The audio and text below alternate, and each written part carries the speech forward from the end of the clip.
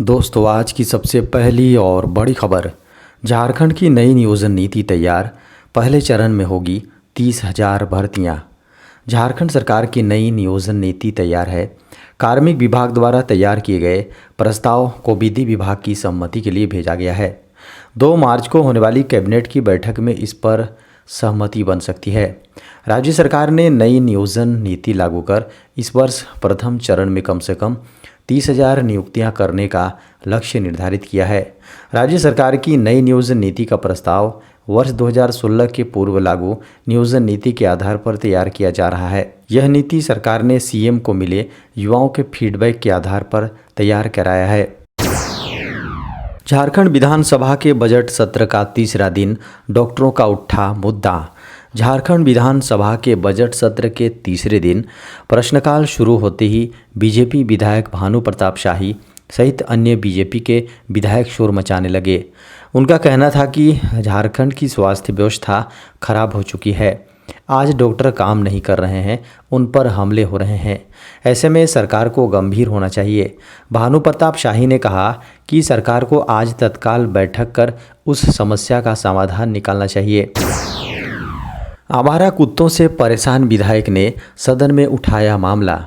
झारखंड विधानसभा में आवारा कुत्तों के आतंक का मुद्दा उठा। भाजपा के विधायक विरंची नारायण ने कहा कि झारखंड की राजधानी रांची और बोकारो में आवारा कुत्तों का आतंक बेहद बढ़ गया है। झारखंड की राजधानी रांची में हर दिन 300 मरीज डॉग बाइट सेंटर पहुंच रहे हैं। माले विधायक विनोद सिंह ने कहा कि कुत्तों के काटने से मौत पर मुआवजा का प्रावधान झारखंड में भी हो। विधायक मथुरा महतो ने कहा कि यह व्यवस्था हो कि कुत्तों को पकड़कर दूसरे जिलों में ना छोड़ा जाए। कुत्ते बोकारो से पकड़े जाते हैं और धनबाद में छोड़े जाते हैं। हम लोग पहले हाथी से परेशान थे और अब कुत्तों से। झारखंड की राजधानी रांची में होगी G20 की बैठक। विदेशी मेहमान पहुंचे झारखंड में G20 समिट की महत्वपूर्ण बैठक होने वाली है। इसके लिए विदेशी मेहमान झारखंड की राजधानी रांची पहुंच चुके हैं। विदेशी और इंडियन प्रतिनिधियों को मिलाकर कुल 80 से अधिक लोग इसमें मौजूद रहेंगे। मेहमानों को झारखंड की राजधानी रांची के रेडिसन ब्लू और होटल BNR चाणक्य में ठहराया गया है। एयरपोर्ट से लेकर होटल और कार्यक्रम स्थल तक को सजाया गया है, जिसमें झारखंडी कला और संस्कृति की झलक दिखाई पड़ती है। शहर में G20 समिट को लेकर होर्डिंग और पोस्टर लगाए गए हैं। चौक चौराहे जगमगा रहे हैं। सुरक्षा की पुख्ता व्यवस्था की गई है। चप्पे चप्पे पुलिस के जवान तैनात हैं। झारखंड के गोइलकेरा में नक्सलियों ने फिर किया IED ब्लास्ट। झारखंड के पश्चिमी सिंहभूम के गोइलकेरा थाना इलाके में आतंकी हमला हुई है। गोइलकेरा में नक्सलियों ने IED ब्लास्ट किया है। इस घटना में एक ग्रामीण पति पत्नी घायल हो गए हैं। दोनों को स्थानीय ग्रामीणों की मदद से घटनास्थल से हॉस्पिटल ले जाने के लिए घर लाया गया था, जहां पति कृष्णापूर्ति की मौत हो गई। वहीं उनकी पत्नी की हालत गंभीर है। दरअसल बुधवार सुबह पश्चिमी सिंहभूम जिले के गोइलकेरा थाना क्षेत्र के इचाहातू में नक्सलियों ने IED बम ब्लास्ट किया। इस हादसे की चपेट में आने से एक ग्रामीण दंपति गंभीर रूप से घायल हो गए। वहीं उन दोनों को स्थानीय ग्रामीणों द्वारा घटनास्थल से हॉस्पिटल लाया गया। खबरों को माने तो बताया जा रहा है कि दोनों दंपति अपने खेत में फसल देखने गए थे। इसी दौरान IED बम ब्लास्ट हो गया और दोनों इस हादसे के शिकार हो गए। वायुसेना में निकली अग्निवीर की नई भर्ती। वायुसेना में नौकरी पाने के इच्छुक योग्य उम्मीदवारों के लिए शानदार मौका आया है। भारतीय वायुसेना ने अग्निवीर की नई भर्ती का नोटिफिकेशन जारी कर दिया है। इसके तहत उम्मीदवारों से ऑनलाइन आवेदन मांगे गए हैं। खास बात यह है कि पुरुष एवं महिला दोनों उम्मीदवार भर्ती के लिए आवेदन कर सकते हैं। जारी नोटिफिकेशन के अनुसार वायुसेना अग्निवीर भर्ती के लिए ऑनलाइन आवेदन प्रक्रिया 17 मार्च से शुरू होगी। वहीं आवेदन करने की अंतिम तिथि 31 मार्च तक रहेगी। इसके बाद लिखित परीक्षा की शुरुआत 20 मई से होगी। उम्मीदवारों को आधिकारिक वेबसाइट अग्निपथ-वायु.cdac.in पर जाकर आवेदन जमा करना होगा। मैथ, फिजिक्स एवं अंग्रेजी के साथ 12वीं में 50% हासिल करने वाले उम्मीदवार आवेदन कर सकते हैं।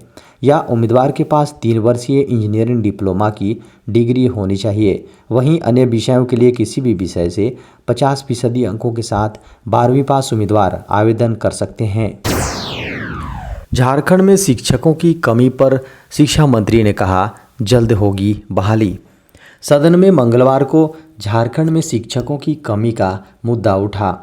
अल्पसंख्यक विद्यालय, मॉडल विद्यालय सहित प्राथमिक, माध्यमिक व उच्च विद्यालयों में शिक्षकों की कमी को लेकर विधायकों ने सरकार से जवाब मांगा। विधायकों के सवालों का जवाब देते हुए शिक्षा मंत्री जगन्नाथ महतो ने कहा कि शिक्षकों की कमी दूर करने की दिशा में सरकार काम कर रही है।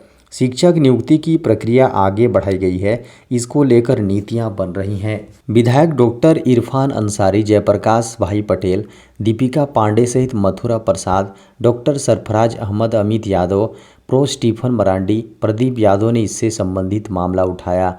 विधायक डॉक्टर इरफान ने जामताड़ा जिला में उर्दू शिक्षकों की कमी का मामला उठाते हुए कहा कि उर्दू पढ़ने वाले विद्यार्थियों को कठिनाई हो रही है, छात्रों की उम्र पार हो रही है, लेकिन बहाली नहीं हो रही है।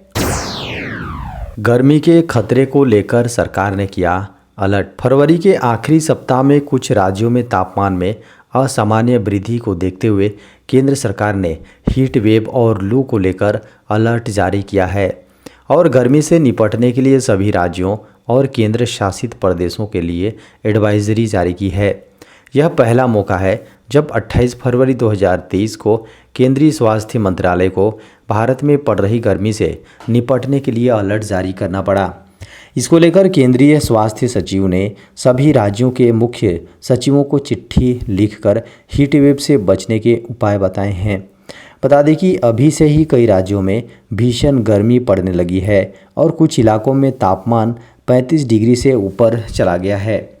केंद्रीय स्वास्थ्य सचिव ने सभी राज्यों के मुख्य सचिवों को चिट्ठी लिखकर कहा है कि 1 मार्च 2023 से ही गर्मी से होने वाली बीमारियों, तेज गर्मी का शिकार हो रहे मरीजों और हीट वेव से होने वाली मौतों का आंकड़ा दर्ज करना शुरू कर दें। चिट्ठी में कहा गया है कि भारत के कई इलाकों में अभी से ही सामान्य तरीके से तापमान बढ़ गया है। ऐसे में सरकार के नेशनल क्लाइमेट चेंज प्रोग्राम के मद्देनज़र डाटा इकट्ठा किया जाए कि किस राज्य और किस ज़िले में कितने लोग गर्मी के शिकार होकर बीमार पड़ रहे हैं या फिर जान गंवा सकते हैं। देश में कोविड-19 के आए 240 नए मामले। भारत में पिछले 24 घंटे में कोविड-19 के 240 नए मामले सामने आए हैं, जबकि उपचाराधीन मरीजों की संख्या बढ़कर 2335 हो गई हैं। केंद्रीय स्वास्थ्य मंत्रालय के बुधवार सुबह 8 बजे अद्यतन आंकड़ों के अनुसार राजस्थान में संक्रमण से एक व्यक्ति की मौत की सूचना है, जिससे मृतकों का आंकड़ा बढ़कर 5,30,772 पर पहुंच गई है। मंत्रालय ने बताया कि अब तक संक्रमित हो चुके लोगों की संख्या बढ़कर 4,46,600 हो गई है, जबकि कोविड-19 से रिकवर होने की राष्ट्रीय दर 98.80% है। मंत्रालय के अनुसार संक्रमण से उबरने वालों की संख्या बढ़कर 4,41,53,504 हो गई है और मृत्यु दर 1.19% है। मंत्रालय ने बताया कि देशव्यापी टीकाकरण अभियान शुरू होने के बाद से भारत में कोविड-19 रोधी टीकों की अब तक 220.63 करोड़ खुराक लगाई जा चुकी है। रेलवे भर्ती का नियम बदला, अब छोड़नी पड़ेगी आराम तलबी। रेलवे में जॉब चाहिए तो कष्ट उठाना पड़ेगा। अगर आप ये सोच रहे हैं कि रेलवे में अधिकारी बनकर आराम की नौकरी करेंगे तो ये ख्वाब सिर्फ ख्वाब ही बनकर रहने वाला है, क्योंकि अब रेलवे जॉब्स में आराम तलबी गायब होने वाली है। भारतीय रेलवे में अपनी नीति में बड़ा बदलाव किया है, जिसके तहत ग्रुप ए रेलवे भर्ती पाने वाले नए अधिकारियों को डायरेक्ट हेडक्वार्टर में पोस्टिंग नहीं दी जाएगी। उन्हें 10 साल फील्ड में ड्यूटी करते हुए बिताने पड़ेंगे। रेलवे बोर्ड ने इस बारे में जानकारी दी है। शुरुआत के 10 साल फील्ड में बिताने के बाद ही किसी ग्रुप ए ऑफिसर को रेलवे मुख्यालय में तैनात किया जा सकेगा। अब तक के नियमों के तहत रिक्रूट होने के बाद उन्हें सीधे हेडक्वार्टर मिल जाता था। रेलवे बोर्ड ने यह भी बताया है कि ये बड़ा और सख्त फैसला क्यों लिया गया, इससे रेलवे को क्या फ़ायदा होने वाला है। रेलवे बोर्ड द्वारा जारी आदेश में कहा गया है सीधी भर्ती ग्रुप ए से आने वाले रेलवे अधिकारियों को क्षेत्र में काम करने की जरूरी अनुभव मिल सके। इसलिए यह तय किया गया है कि वे अपने सेवाकाल के शुरुआती 10 साल फील्ड में तैनात किए जाएंगे। इस दौरान उन्हें रेलवे हेडक्वार्टर में पोस्टिंग दी जाएगी। इंडियन ऑयल कॉरपोरेशन लिमिटेड में निकली 106 पदों पर भर्ती। इंडियन ऑयल कॉरपोरेशन ने 28 फरवरी 2023 को फिक्स्ड टर्म कॉन्ट्रैक्ट बेसिस पर एग्जीक्यूटिव के 106 कार्यकारी पदों पर भर्ती के लिए नोटिफिकेशन जारी किया है। जो उम्मीदवार इच्छुक हैं और पात्रता मानदंड के लिए उपयुक्त हैं, वे IOCL भर्ती 2023 के लिए आधिकारिक वेबसाइट iocl.com के माध्यम से आवेदन कर सकते हैं। इंडियन ऑयल कॉरपोरेशन लिमिटेड ने mechanical engineer, electrical engineer, civil engineer, जी हाँ, इंजीनियरिंग और इंस्ट्रूमेंटल इंजीनियरिंग पद के लिए आवेदन प्रक्रिया 28 फरवरी 2023 से शुरू हो चुकी है। योग्य उम्मीदवार IOCL ऑफिशियल वेबसाइट iocl.com के माध्यम से आवेदन समर्पित कर सकते हैं।